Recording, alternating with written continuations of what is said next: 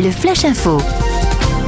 Et on débute dans la Hague. L'Andra doit rendre un rapport en début d'année prochaine sur l'avenir de la couverture qui protège les déchets nucléaires stockés à Diggulville.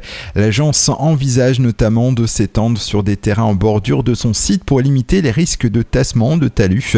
Rappelons que l'objectif principal sur un tel site où sont stockés 530 000 mètres cubes de déchets de faible ou moyenne activité, c'est d'éviter les infiltrations d'eau qui pourraient ensuite disperser la radioactivité dans l'environnement.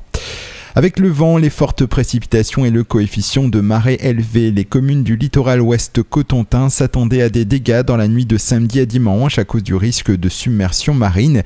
Mais les conséquences ont finalement été limitées. Les pompiers ont effectué seulement quelques sorties pour des inondations sans gravité.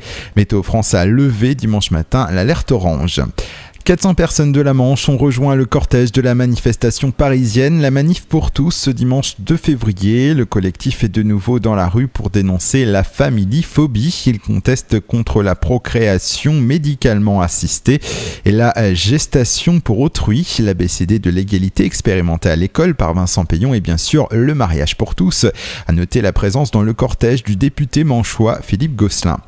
Excès de vitesse samedi 1er février vers 16h, un jeune homme âgé de 21 ans a été flashé à 165 km/h au lieu de 90 avions sur l'axe Barenton-Mortain.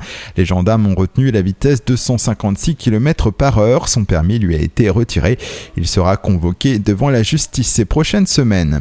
Et puis en basket féminin, les filles de l'UST Équeurdreville font un pas de plus vers les playoffs malgré quelques errances défensives et un adversaire plutôt accrocheur. Les rouges et noirs ont suggéré leur match et l'emporté assez logiquement face à Léon Trégor. Score final 73-65.